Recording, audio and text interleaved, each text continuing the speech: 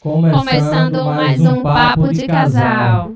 Hoje nós estamos iniciando o nosso episódio número 2 do Papo de Casal. Eu e minha digníssima esposa Andresa. Tudo bem, Andresa? Olá, Paz do Senhor. Boa tarde a todos, para quem está assistindo à tarde. Boa noite a todos, ou bom dia, seja você o horário que esteja assistindo.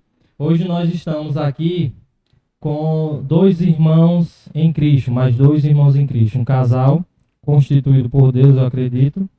Né, Andresa? Você poderia anunciá-los? Então, estamos aqui com os nossos irmãos em Cristo, Adriano Aragão e a irmã Érica. Sejam bem-vindos para o nosso Papo de Casal. Obrigado. Tudo Paz, bem? Senhor, por Deus. Amém, amém. Tudo bem com vocês? Graças a Deus. Tranquilo? Sim, O senhor tá suando?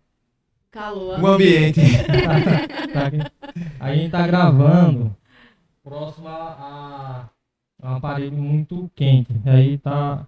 Não estranhe se vão começar a suar aqui. Não é de nervosismo, não. Ele não tá nervoso, não. Ele só tá com calor, né, irmão? Verdade.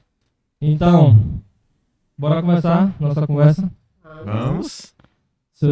Qual a expectativa de vocês? Muito positiva. Falar sobre o reino de Deus é bastante prazeroso. Amém. Então, para iniciar, como a gente sempre inicia com todos, a gente gostaria de saber como é que iniciou a vida cristã de vocês, como é que se deu o pontapé inicial para a vida em Cristo. Deixar ele iniciar. Uma longa história, né? Na realidade, nós viemos de berços extremamente católicos, apostólicos, romanos, Praticante. praticantes, né? E nos conhecemos, inclusive, em um evento da Igreja Católica, que foi a Quermesse, né? E aí, depois desse encontro da Quermesse, né? Depois de todos os encontros, quando nós nos casamos, mas por incrível que pareça, mesmo sendo católicos, mas o nosso casamento, ele foi celebrado na primeira Igreja Batista, né? Na nossa igreja, né? Na Igreja Batista, na época até então o pastor Márcio. Porque como Adriano, ele já tinha vindo de um outro relacionamento, ele já havia,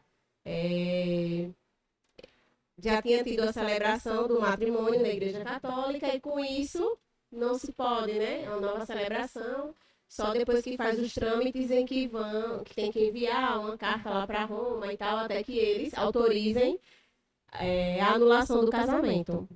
Quer ser casamenteiro, meu senhor? Legalmente, pela igreja, poderia ter anulado pelos fatos que Isso. ocorreu, mas eu optei em seguir um caminho mais leve, não encarar um processo. Então, no caso, é anulado. Então, São vários vamos fatos lá. que podem anular. A igreja católica, ele tem um processo onde há um acompanhamento e se for comprovado que não houve a intenção de uma união, poderia entrar com esse pedido.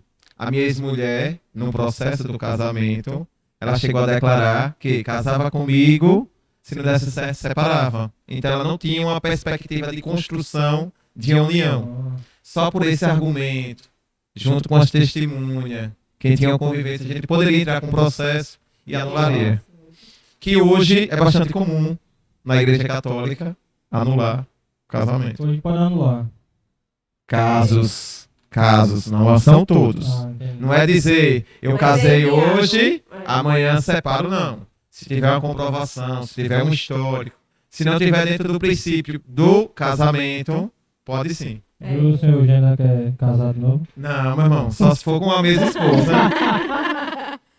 Então, e aí o que foi que nós iniciamos a vida cristã de que forma?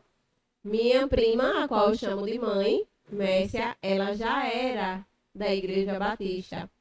E, por vezes, nós sempre, eu e a Alicia, na época nós não tínhamos Sara, só tínhamos Alícia, sempre frequentávamos os cultos junto com ela. E aí eu sempre fazia um convite para ele. Vamos, Adriano, vamos, Já Adriano. casada lá, né? Já casada lá. Né? Porque assim, na realidade, até que a gente chegasse até o momento do nosso casamento na igreja, tem houve uma polêmica muito grande, né? Na época. E aí foi um dos motivos que nos levou a não mais frequentar a igreja católica. Então, vocês acham que essa questão do casamento foi o pontapé para que vocês pra uma fossem vida cristã. congregar em outro lugar? Na isso. verdade, houve o agir de Deus.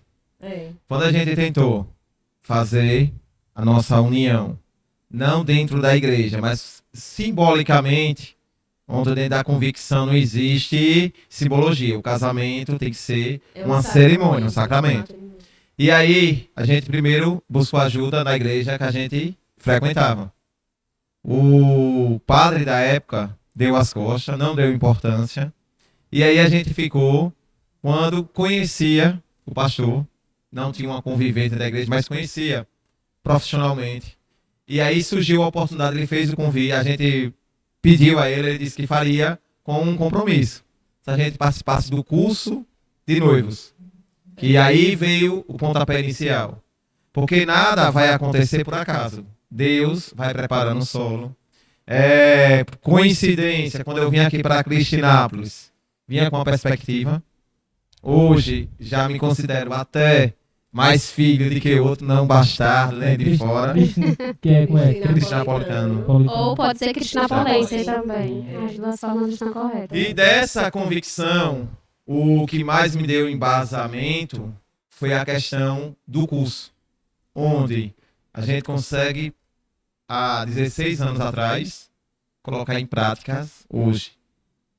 O curso onde não dá a receita, que cada relacionamento tem o seu aprendizado, mas tem a perspectiva de ajudar. Então foram 6 encontros, onde toda semana ele passava a atividade de casa. É engraçado, por a gente ser noivo, a gente não sabia a resposta do outro e se confrontava lá. E aí já vinha aquele teste de você saber que dentro do processo de relacionamento, você vai ter que aprender a respeitar o espaço do outro. Então, aí também a gente pode pegar a questão da importância do líder de uma igreja, né? Eu acredito que o líder da Igreja Batista, na época, foi muito importante para o início da vida cristã de vocês, né? Dentro da Igreja Batista. Vocês acreditam que influenciou muito ou pouco? Muito. Para os dois? Para os dois. Ou funcionou mais para um do que para outro naquele momento? Não, lá atrás, Sim. a gente fez tudo sem compromisso. Inclusive, até no processo de aceitar, porque eu, quanto pai, já tinha um conhecimento. Quando a gente colocou que era da religião católica, que era praticante, a gente buscava estudos, seminários, sempre buscando dentro da palavra uma base. E aí fala sobre a responsabilidade de educar os nossos filhos no caminho cristão. E a gente via a nossa filha crescer. E qual caminho seguir? A preocupação maior da gente se fortalecer, ter uma identidade com a igreja, foi de querer passar para a nossa filha uma linha cristã. E eu sempre defendia com ela. Nasci católico, vou morrer católico. Porque aprendi de berço. Mas ao mesmo tempo a responsabilidade de compartilhar. E dentro dessa vivência, porque as barreiras são quebradas quando você vai buscar conhecimento. O conhecimento vem esclarecer e vem a facilitar o caminho. Então, iniciou com o curso, foi a primeira fisgada. Ele jogou lá o anzol, não chegou a aprender de vez, mas já deu algo diferente, onde a gente se sentiu rejeitado. O segundo momento, a ida da nossa filha para escola bíblica infantil, era ao sábado. Mesmo não sendo evangélico, todo sábado eu levava ela para a igreja. E aí eu disse, Érica, tá errado. A gente manda a menina e a gente não vai. Vamos à igreja. Pelo menos na semana. Só não me chame para ir de domingo. Nem venha pedir para aceitar Jesus, que eu já aceitei Jesus no meu batismo. Isso porque... É o pensamento de muitos esse, né? E ele era muito resistente. quando eu falei para ele que o pastor, na época, né, como nós temos amizade, e o pastor disse, não, eu posso sim fazer a celebração do casamento de vocês, porque a gente não deve negar uma bênção, independentemente de qualquer coisa, né? Fazer de graça, dar de graça ao que receber de graça. Então, as bênçãos do Senhor devem ser concedidas a todo e qualquer casal, se não tem nenhum impedimento. E aí, durante o curso, a Adriana fazia, olha, vou fazer o curso, mas eu não vou ser crente não, viu? Você nem me chama para ser crente. E aí, depois, Dentro da concepção que crente eu já era. E aí, quando a gente começou, ele sempre levava a Alicia. E aí, ele me chamou, né? Ele disse assim, olha, não tá certo. A gente manda a Alicia e nós não estamos indo. Então, qual é a base religiosa que nós vamos estar proporcionando para ela? E a Alicia sempre falava, eu quero ir para a igrejinha. Vamos para a igrejinha? E aí, eu sempre ia com a Alicia. E aí, comecei a provocar ele para ir para a igreja. E ele fazia, eu só vou durante a semana. Que era Mas qual a diferença quartas. da semana pro domingo? Não, Acho que domingo pra ele- Provavelmente tinha Ou questão. então o E eu domingo tinha- traz aquela questão de responsabilidade, né? E aí entra outro vínculo. A convivência com o pastor Márcio, Genivaldo. Genivaldo. A gente começou a trabalhar junto no IFES. E aí ele começou a bater na tecla, começou a falar. E naturalmente, mais uma vez, ninguém é obrigado. Mas quanto mais você vai escutando... Eu tive alguns amigos, talvez no período mais perturbado, que era no período da faculdade. Tenho esses dois amigos, um hoje mora em São Paulo, é Adriano, o outro Cícero. Eles várias vezes fez o estudo também bíblico com a gente, e sempre naquela situação. Só que eu fazia o estudo para questionar. A gente saía daqui para Aracaju, discutindo a Bíblia. Mas Deus gosta desses aí. Batendo Ele de gosta de que frente. questionam mesmo, é. E o mais gostoso dentro da nossa confirmação, quando a gente aceitou, Érica passou, primeiro momento, ó, se tem o apelo hoje, eu vou aceitar. Eu digo, você vai, eu não vou. Foi quase 8 ou 9 minutos, O apelo do o pastor apelando, Genivaldo. as pernas tremendo, e eu dizia, não, eu não vou. Mas é algo, como eu disse. Eu tocava nele, eu sentia que ele queria ir. Eu fazia, eu vou aceitar. E eu saí de casa com um propósito. Pra levantar da cadeira, no E caso. impressionante o quanto essa questão também do apelo é fundamental, né? Porque eu fui 3 domingos, aliás, 2 domingos. Não, Nos 2 três. domingos, o pastor não fez o apelo. Eu voltei para casa Frustrada. frustrada. Eu disse, meu Deus, eu quero, quando ele falar aquilo, quem quer aceitar que levante a mão. E eu ficava esperando aquele momento, né? Mas, por mais que ele falasse, irmão, se tiver alguém que queira, depois do culto, conversar e tudo, mas eu não senti o desejo de aceitar naquele momento eu e ele, né? Eu achava muito bonito aquilo, né? De as pessoas aceitarem Jesus publicamente, Isso. né? E eu acho que isso é Pra se fundamental. declarar Se publicamente. declarar publicamente. E aí, fui no outro domingo, nada. No terceiro domingo, a Adriana aceitou ir no domingo, porque ele só ia para os cultos de oração, nas quartas-feiras. E Eu aí, só queria orar. E nesse domingo, quando nós fomos, eu disse, hoje eu vou aceitar. Se tiver o apelo, hoje eu vou aceitar. Aí ele disse, bom, vai você sozinha, porque eu mesmo não vou. Aí eu disse a ele, você acha que dá certo? Em casa eu futucava ela também. Minha irmã, se você já decidiu, você vai e guarda a minha vaga. Na hora certa, eu dizia Mas assim mesmo. lembrando, né, que a palavra diz que a salvação é individual. Pois é. E a... Ele, Pode falar. impressionante, irmão Deus, aqui, ele fazia bem assim, menino, que está esperando, aceite logo, vá, não tem problema nenhum, não. Eu disse, vá, e vai dar muito certo. Eu indo para a igreja e você querendo ir para as festas, indo para as coisas do mundo, tá bonito isso, não. Ou Tocar vai um forrozinho na ou vai laje. os dois. E assim, algo bem interessante na fala do irmão Adriano, em relação à filha deles, Alicia, é que ele mesmo partiu dele e dizia assim, nossa, ela tá indo para a igreja e a gente não tá indo. Qual é o exemplo que a gente está dando, né? Hoje em dia, infelizmente, a maioria dos pais tem um pensamento diferente. Eles querem que os filhos querem que os filhos vão à igreja, mas eles não fazem questão de ir à igreja, né? E a importância do conselho dos pais, dali dos pais estarem presentes de uma certa forma para influenciar numa vida cristã. Então, assim, pela fala de vocês, dá para perceber que a ida de Alice à igreja e o querer de vocês que ela fosse à igreja foi algo também que influenciou, né? Qual conselho vocês dariam aos pais, a esses pais que eu citei, que querem que os filhos vão à igreja, mas eles ainda não sentem essa vontade? Primeiro processo é você se colocar como exemplo em tudo. No cuidado, na fala, nas expressões, que hoje ainda sou cobrado muito sobre isso. Mas a base religiosa na qual eu aprendi com a minha família, principalmente com meu pai, ele sempre se colocava nisso. A gente precisa ser luz na vida de outra pessoa.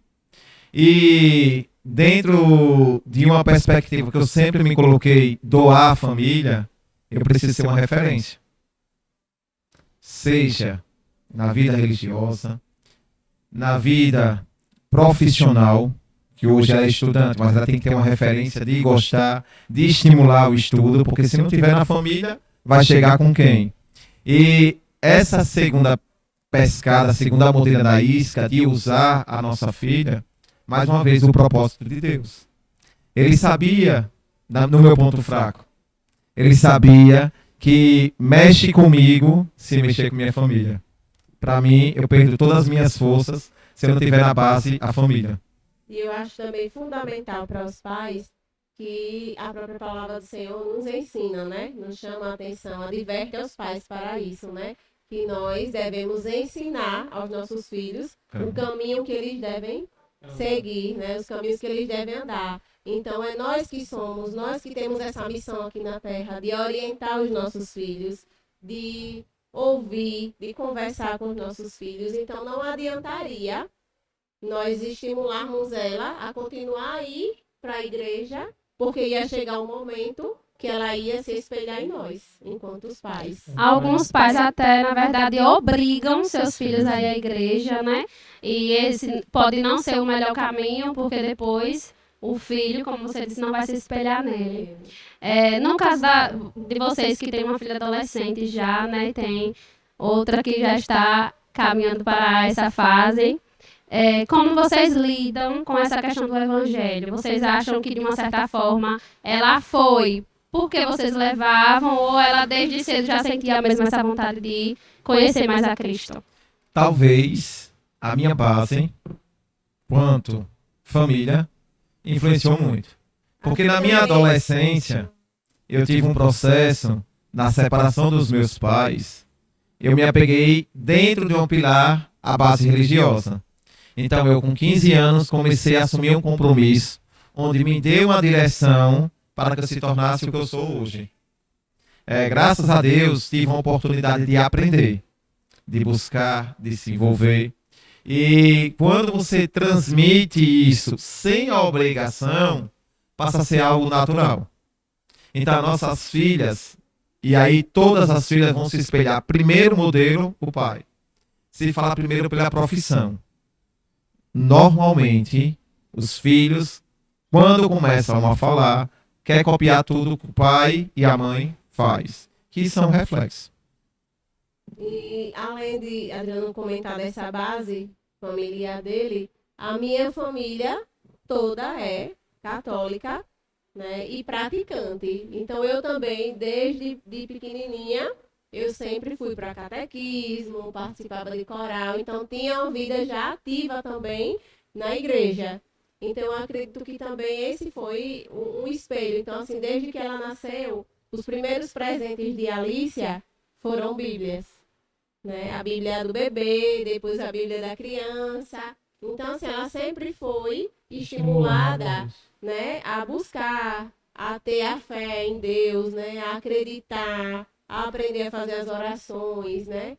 Então, assim, desde bebezinha, porque tanto ele tinha uma base familiar já voltada, né, para uma religiosidade, e a minha família também. Então, os dois já tinham essa base, né? Então, foi o que...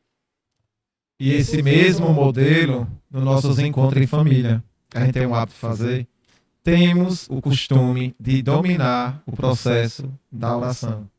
já parece que já fica colocado. É a família de Adriano que vai desenvolver o processo. Mesmo tendo outros irmãos que aí, mais uma vez, como vai se multiplicando.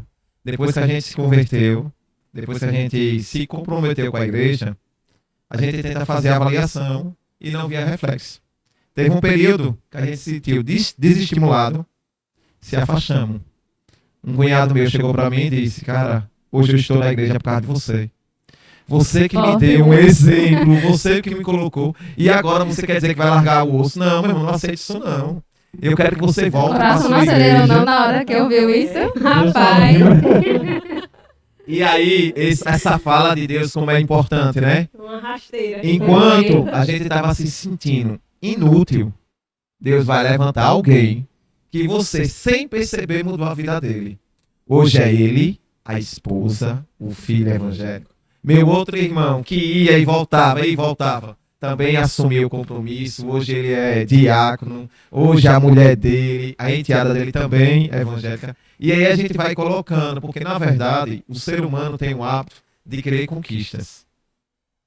Todo mundo quer um estado. E aí a gente tem que colocar que no trabalho, na vizinhança, no dia a dia, essas conquistas vão acontecer, que a gente diminua e o Senhor cresça. Esse é o fundamental. É porque a gente está acostumado, o entendimento do crente é que a pessoa tem que se converter a partir de uma pregação na igreja, e não por um espelho de Cristo na sua casa, na conversa com seus parentes, na conversa com seus vizinhos. Só voltando um pouquinho lá, que a senhora não concluiu. Então, ficou esses 2 dias sem o pastor fazer o apelo. No terceiro dia que ele foi, ele aceitou. Então, Ainda não. Demorou. Não, você aceitou. No dia, mas assim, o horário. Ele apelou, foi um apelo de quase 10 minutos. Foi. Então, Eu fui primeiro, eu aceitei. E quando eu estava lá na A frente... mulher tem um coração mais, né? Mais Ela já leve. estava decidida, coração mas de foi carne, tem coração de pedra. Eu fiz, antes de eu aceitar, eu falei, eu vou. Aí ele fez, vá. E eu sentia que ele estava tremendo e as pernas dele tremiam. Aí eu me levantei e fui. E de lá de cima, né, de lá, quando estava na frente, e aí o pastor apelando.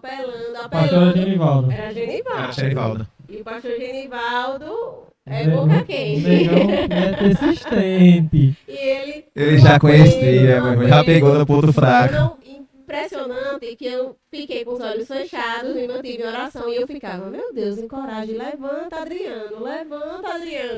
E, né, só em oração. Eu nem olhei para ele. Quando eu menos espero, eu vi um glória a Deus, aleluia, a igreja naquele fervor, eu abri o olho.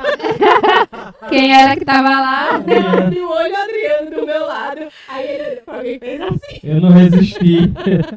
Eu não Acho que ele resisti pensou a esse assim, Deus. você não vai pro céu sozinha. Não. Vem o pensamento também na família. Tá as duas e só eu ficar Já fora. tá filho, a mãe chegou, eu não vou. E Então, vocês acham também que o fato de um dos cônjuges, né, aceitarem influencia o outro de alguma forma a querer Sim. também aquela vida? é preciso compreender, se tem um pensamento em comum, o eu no casamento, a cada dia tem que morrer. E quando eu digo eu, a gente precisa ter cuidado. Minha moto, meu carro, minha carteira, meu dinheiro, é o nosso. O mais importante para o casal é que os dois possam ser só um. E essa linguagem é tão natural lá dentro de casa que nós temos o vício. Minha moto, as minhas filhas que me corrigiam. Pai, é o quê? Nossa. Nossa. É sua também, Sara? Também.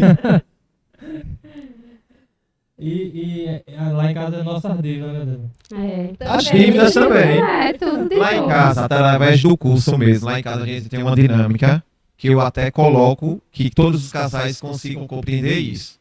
A partir do momento, talvez, das partes mais críticas no relacionamento, um dos índices maiores de divórcio é o financeiro. Quando o financeiro é cada um por si, normalmente alguém se atrapalha. Ou o homem constrói dívida sem a mulher saber, ou a mulher constrói dívida sem o homem saber.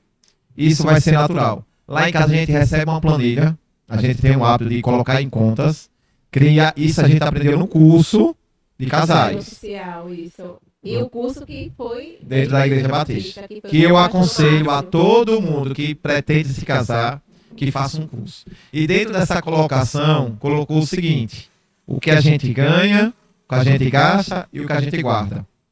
Isso a gente colocou no processo antes do casamento, não que a gente já juntava, mas tinha um processo, no período ela fazia faculdade, eu pedi para ela largar o trabalho que ela tinha, que trabalhasse por conta própria, para a gente poder se ajudar mais. Eu chegava a ajudar financeiramente a ela. Isso dentro do processo de amadurecimento de um planejamento. Não é aconselhável no namoro ninguém assumir o compromisso de pagar a despesa de ninguém. A gente pode presentear. Então lá em casa, há mais de 15 anos, que a gente completou, Mas no namoro dividia a conta também? Na lanchonete? Sim, normalmente sim. Ah. sim. Não era só eu que pagava, não. É, Tinha situações, principalmente porque nós temos algumas habilidades extra-profissão. Ela trabalha com algumas coisas que rendem um extra, que tinha período que eu não estava com dinheiro. Ela que pagava. Ela que pagava. E eu não tinha vergonha de sair. Às vezes ela fazia discreto. Eu digo, pode pagar você. Eu fazia também, Adriano. Pode pagar você. Não tinha isso. Pra gente, isso foi bem natural. E graças a Deus. É meio que algo cultural, né? Na verdade. É uma cultura errada. É, sim. Infelizmente. E aí, dentro dessas perspectivas, a gente colocava dentro de um planejamento. A nossa meta inicial, casamento. Eu não queria festa de casamento. Ela disse, eu só caso com você se tiver festa. Eu, mulher, eu tenho esse valor aqui, que dá pra gente comprar a nossa casa. Ela mora de aluguel, mas eu quero uma festa. Homem. Receba! Orçamento da festa, a gente vai gastar 7 mil. Gastamos 15 ou mais. Foi. Mas até aqui Deus supriu. Amém. Chegou ao ponto de declarar que ela disse que abandonava o curso no último período para terminar a faculdade, para poder custear a festa de casamento. Eu digo, eu não tenho condições de pagar a sua faculdade e pagar a dívida de festa. Ela disse, não, eu paro 6 meses, depois que a gente pagar a dívida eu volto a estudar. Quando a gente foi, nosso casamento foi no 31 de janeiro, 5 de fevereiro começava as aulas. Ela se vira, você é meu esposo. E agora? Cada quem pode. E aí, meu? Vamos lá agora. Tá na- Agora é de sua responsabilidade, eu quero estudar. Agora eu já não posso mais recorrer à minha avó, aos meus tios. Que Agora é com ajudavam. você. Responsável Agora é você. Aproveitando que vocês falaram em algumas experiências, né, do casal, depois que vocês aceitaram a Cristo, qual dificuldade que vocês mais passaram, assim, em relação à aprovação mesmo, em relação à vida cristã, que porventura pode ter feito vocês pensarem em desistir do caminho, ou de alguma forma ir por outro mais fácil? Teve alguma situação assim dessa forma? Na realidade teve. Eu acredito que foi mais assim, porque Adriano, ele se doa muito. E eu digo a ele que ele às vezes fica se oferecendo para fazer as coisas. E aí teve um momento que a gente sempre se colocou muito à disposição, a favor de fazer alguma coisa, em favor do reino, em estar envolvido mais na obra. E nós ficamos desestimulados, porque era como se as nossas ações ela não fossem servir para o reino, sabe? Como se as nossas ideias elas não fossem servir para o reino, né? Então a gente acabou ficando um pouco frustrado e nos sentindo um pouco meio que de escanteio, né? Na Na verdade, realização dos serviços à obra. Aí a gente começou a recuar. essa dificuldade vem dentro de um próprio crescimento quanto pessoa. Porque você não tem uma religiosidade se você não tiver uma vivência. Então, às vezes, a gente precisa aprender. Essa doação veio dentro da necessidade de suprir uma carência que existia em mim. Se eu começo a fazer algo, eu não vou ter tempo de se lamentar. Eu não vou ter tempo de... Então, usava isso Então, preencher o seu preenchendo tempo. o meu vazio. E aí, também a gente passou por uma crise na igreja. Assim que a gente se batizou, o nosso líder foi transferido, pediu transferência. Então você tem ele como uma referência. E ao mesmo tempo você que está se identificando, é como você chegar num lugar Uhum. conhece algumas pessoas, mas não se enturmou. Então abalou de uma certa forma. Muito. Eu acho que o maior apego de vocês até então era o pastor, no caso. Uma grande referência, né? Referência. E ele envolvia muito na obra. Não né? foi o pastor Genivaldo que colocou a gente no caminho. O processo aconteceu natural. Até A porque necessidade que nós a gente vivemos- colocou no início. O nós- curso, o casamento foi com outro pastor. Isso. A gente tinha Quem vivência com celebrou outros O pastores. nosso casamento foi outro pastor Sempre da igreja. Fui uma pessoa aberta. Talvez isso é o que mais facilita. Quando você não trava as portas, você sempre vai conseguir, mas com receio e com medo. Porque qualquer uma pessoa pode jogar. Se você não tiver um conhecimento, você pode cair. Então existe um pouco de uma responsabilidade. Até onde posso avançar, até onde pode cair. Dentro dessa estrutura, o que mais pesou comigo, não a parte da liderança. Porque dentro da outra igreja também a gente passou por uma transferência que hoje o atual bispo de Estância era meu padre adolescente. Foi um dos que me deu a base todinha quanto maturidade. E essa maturidade eu tentei colocar dentro da igreja, só que eu não conseguia entender como a igreja tinha essa dificuldade de seguir uma liderança. A gente respeita, tem um processo da hierarquia. Cada denominação tem o seu líder, tem um líder do departamento, tem um líder disso. Eu jamais vou chegar num espaço e passar à frente. Isso chama conhecimento. E dentro de você não conseguir colocar em prática, você se limitava. Você se sentia frustrado. Você queria fazer algo, não dá para fazer. Você faz. A crise dentro dessa mudança, a Igreja Batista de Cristinápolis perdeu muito. A primeira Igreja Batista perdeu muito, que a gente conseguiu ficar firme. No nosso processo de batismo, teve bastante gente.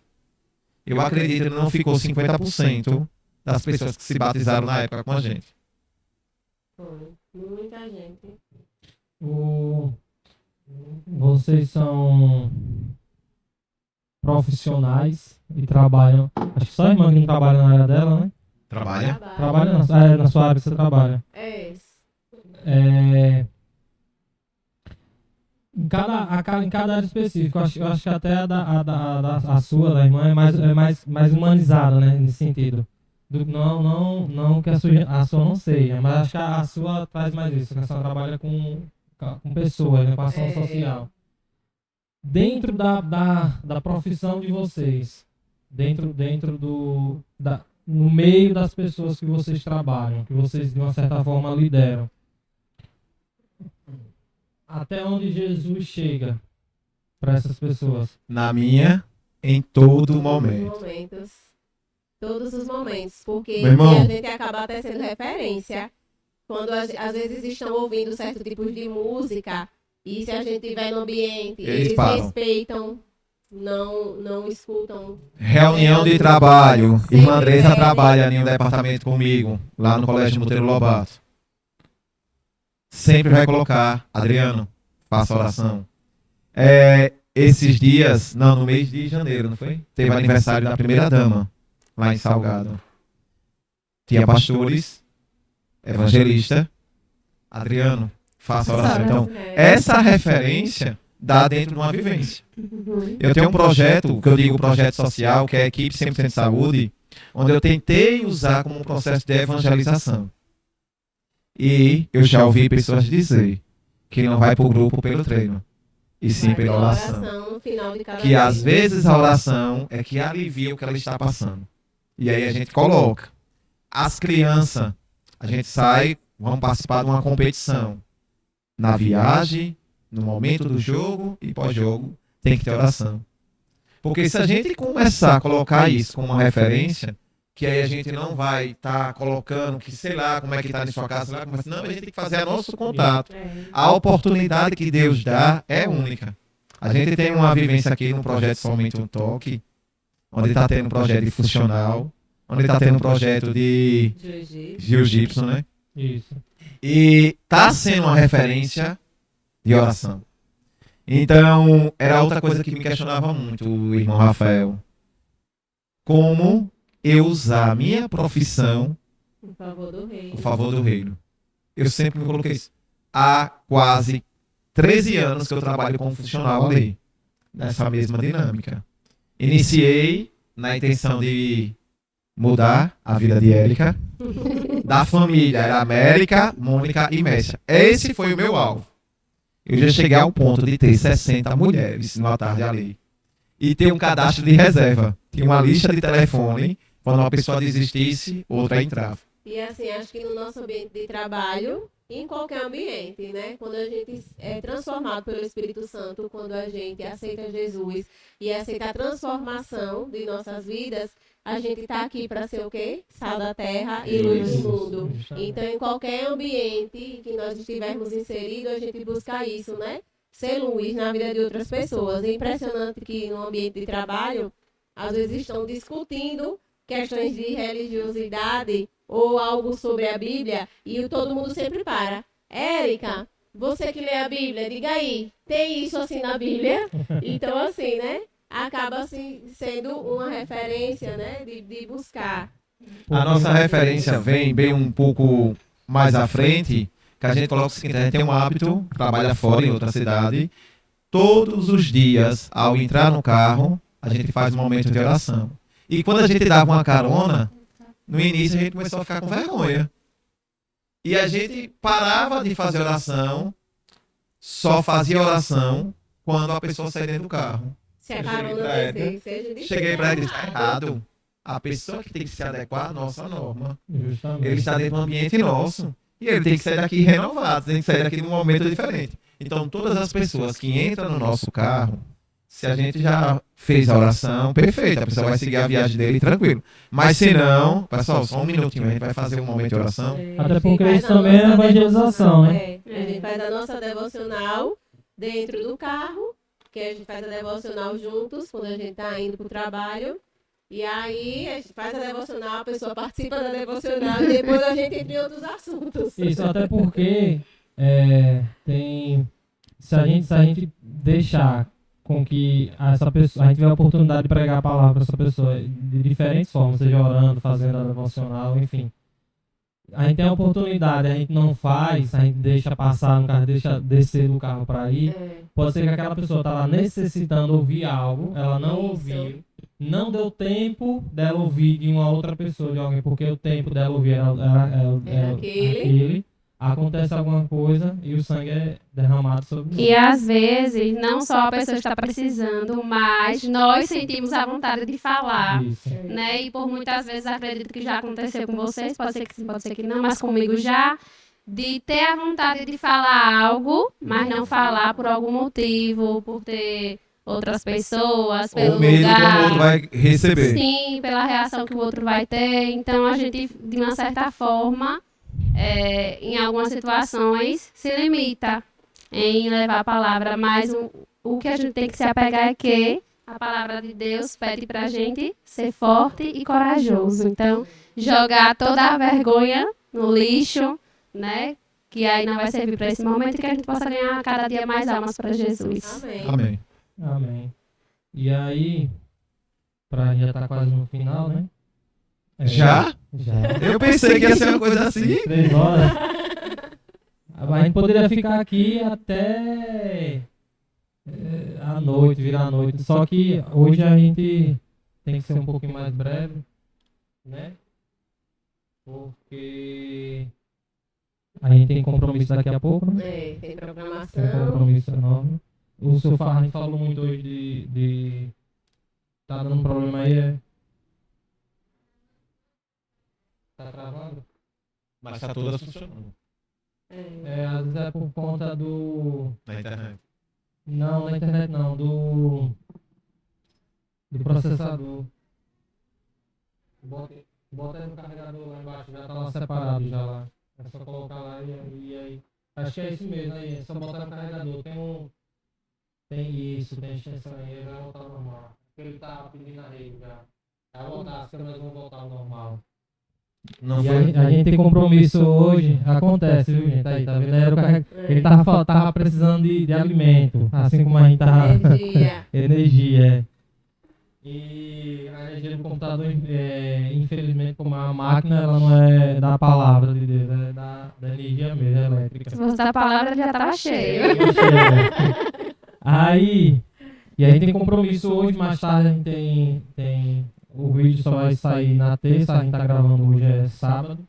Hoje tem dia da Momento comemoração das mulheres, né? Vai ser bênção. Glória a Deus. Eu acredito que a gente vai estar fazendo alguma coisa diferente hoje. Pode ser que a gente esteja gravando ao vivo, né, pro Instagram.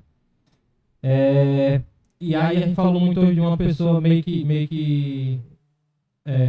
por fora, não falou muito o nome dele, foi uma das pessoas que estavam com vocês na fé, que é o pastor Genivaldo. Eu acredito que em breve nós estaremos em Diaroba também, conversando com ele. Que bom. Ele disse que não convidou a gente não, mas vai de ousado. Então, eu gostaria de saber de vocês como casal, até para aquelas, porque na maioria das vezes quem se converte primeiro são as mulheres, depois vem os esposos. Pouquíssimas vezes vem primeiro os esposos para depois as mulheres, né? O recado seria para aquelas pessoas que ainda estão na luta, né, em oração, para que sua família seja toda voltada para Cristo. E o recado seria até interessante para todas as famílias, para as famílias que estão na igreja, que ainda estão meio que apartadas, né, metade está na igreja, metade está fora. Para as suas famílias, que eu acredito que ainda tem Muitos que muitos precisam cristãos. ser alcançados. Isso. Quais são as palavras? Vocês como família, tá os irmãos aqui, nessa aqui, né? Está os irmãos aqui, e quem está operando as câmeras é a filha de vocês, a mais velha. E quem está ali auxiliando ali, que é a menina de 32 anos, né? Sara. A idade mental dela é já me essa. questionou duas vezes já pra cantar. Você vai cantar, vai. Irmão, quando é que eu vou cantar? Peraí, eu já fiz a escala, tá feito, você tá na escala.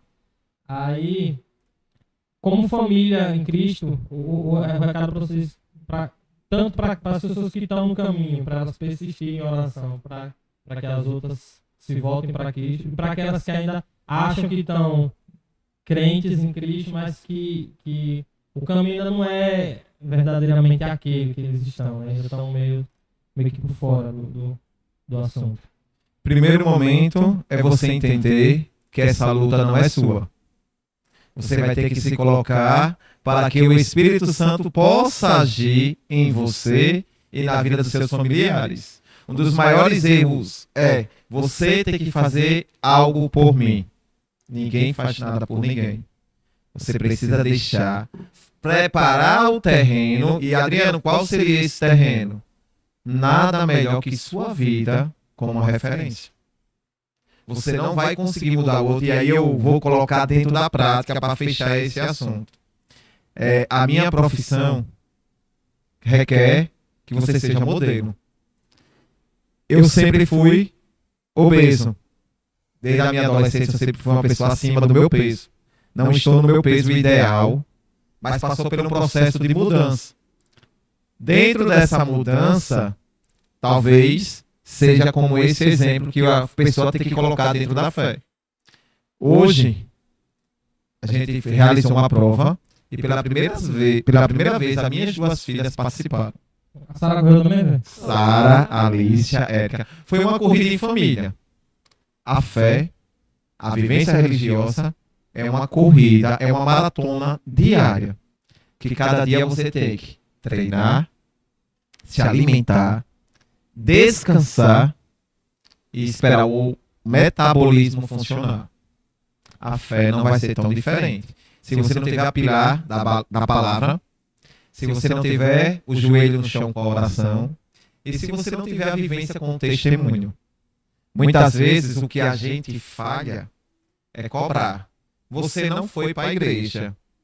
Ah, você não faz isso. Quanto o outro vai fazer por você, ele não está fazendo para Deus. Então não vai funcionar. Na realidade, é não desistir, né? Crer, porque quem faz a obra é o Espírito Santo, né? É Deus. Nós só vamos continuar orando por eles, dando testemunho através das nossas vidas, para que eles vejam a mudança acontecer, primeiro a partir de nós. E como o Adriano colocou, essa questão da imposição, né? Jamais, né? Porque no momento certo, que não é no momento em que eu quero, mas sim no tempo em que Deus preparar, vai acontecer. Se não aconteceu ainda, é porque Deus sabe que não está em tempo dessa semente florescer. Então, eu acredito que é isso, né? Como complemento, nem sempre você está dentro da igreja, como o senhor colocou, quer dizer que você está como firme A presença de Deus. a nossa família. Sempre foi uma família quanto referência, mas a gente estava desmotivado. Que através de uma ação da igreja, reavivou, reanimou o próprio retiro. O retiro que aconteceu foi fundamental, foi uma mudança de chave para que a gente criasse uma perspectiva. Reavivamento de fé, né? E de comunhão com os irmãos. Que finalizou sem Então, a palavra-chave seria testemunho, né? Isso. Nós, como servos, somos cristãos, sermos testemunhas vivas do Cristo, né, aqui na Terra. Não só com palavras, mas nas nossas atitudes, onde quer que nós estejamos, né? E, para finalizar, nós gostaríamos de saber, ou do casal, ou se algum já tiver em mente, eu gostaria de saber um versículo que marcou vocês de alguma forma. A vida dos dois, ou pode ser a vida individual de cada um. Tem algum versículo que marcou a vida de vocês? E que vocês lembram assim? Por incrível que pareça, eu estava pensando até no retorno da viagem. Olha, como vai ter esse processo, eu não me aprofundei. Mas não consigo. Pode colocar então. Eu não lembro a passagem, mas eu lembro que quando nós estávamos na tentativa, né, de que eu pudesse engravidar de Alícia, e aí foi até uma confirmação do Senhor, porque todos os meses fazia teste e dava negativo, ou então quando fazia o teste, de repente recebia visita mensal.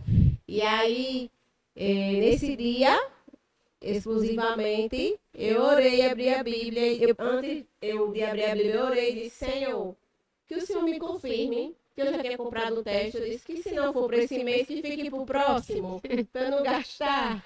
E aí, quando eu abri a Bíblia, aí tinha lá: bendito é o fruto do teu ventre. Lucas, e aí, eu guardo. eu não lembro. guardo. É o livro de Lucas, onde falava sobre a anunciação de Jesus. E aí, quando eu abri, foi bem nessa passagem: bendito é o fruto do teu ventre. Ali eu já fui Chega pro pra banheiro. agora, meu Aí eu Deus. fui pro banheiro, já fiz o teste na certeza. Quando a Adriane chegou, eu nem tinha visto ainda, que já tava lá as 2 listinhas, mas eu disse: eu tô grávida.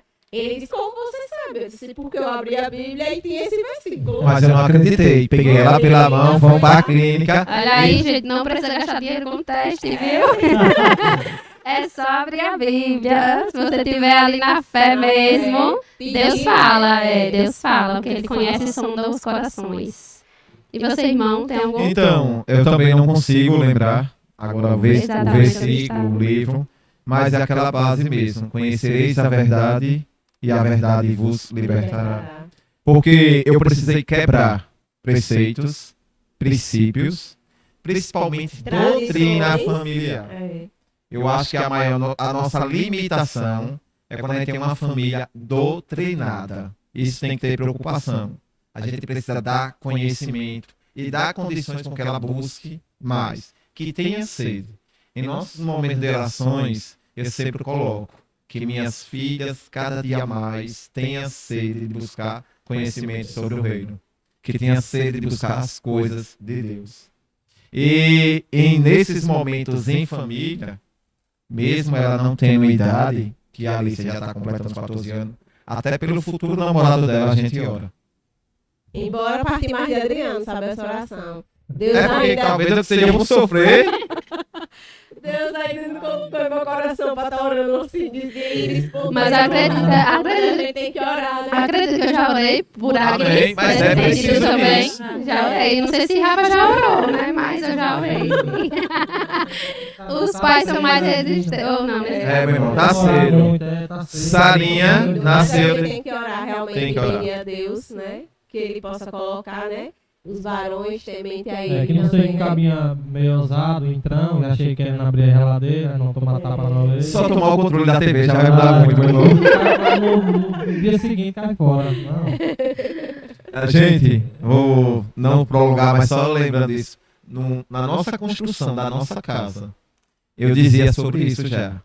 Essa área aqui vai ser... A gente só tinha lixa, onde minhas filhas vai namorar.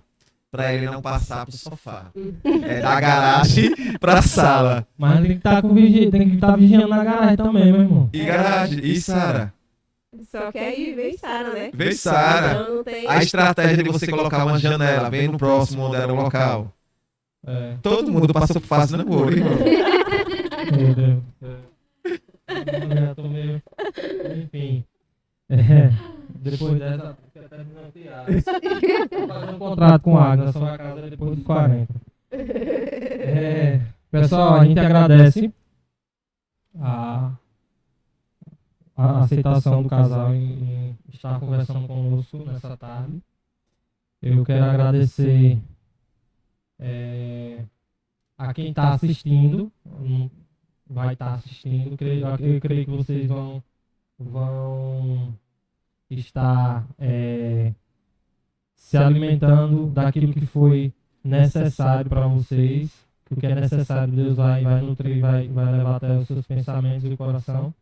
Agradeço pela rica oportunidade de estarmos já no segundo. Já estamos no segundo. Então passamos pelo primeiro. Glória a Deus. Eu creio que é o segundo ainda de muitos, né, que virão. Em nome de Jesus. Então, agradeço novamente aos irmãos pelo convite, agradeço minha esposa, agradeço a todo nosso bastidor que está aqui. Creio que tudo que está sendo feito é para a honra e glória do nosso Senhor Jesus Cristo. Então, só peço a vocês que se inscrevam, se já é inscrito, mande para o irmão, para a irmã, para que seja lá quem for, para o amigo, para ele se inscrever também. É o início de grandes coisas. Curtam, compartilhem e se inscrevam, ativem o sino da notificação, porque toda vez que chegar vídeo, vocês vão ser notificados, certo? Então, agradeço mais uma vez. Tem alguma coisa a falar, mistura? Só agradecer mesmo, principalmente aos nossos convidados, né? Acredito que tudo que foi falado aqui, de alguma forma, vai chegar nas vidas de outras pessoas. Amém. Vai tocar de alguma forma, porque a gente sabe que a palavra de Deus, ela não volta vazia. Então, acredito que o que a gente fez aqui nada mais foi do que levar a palavra do Senhor para aqueles que estão ali sedentos, né? Então, nós agradecemos a vocês pela presença, pelas palavras. Que Deus abençoe, em nome de Jesus. Esse foi mais um papo de casal com o casal Adriano e Eva.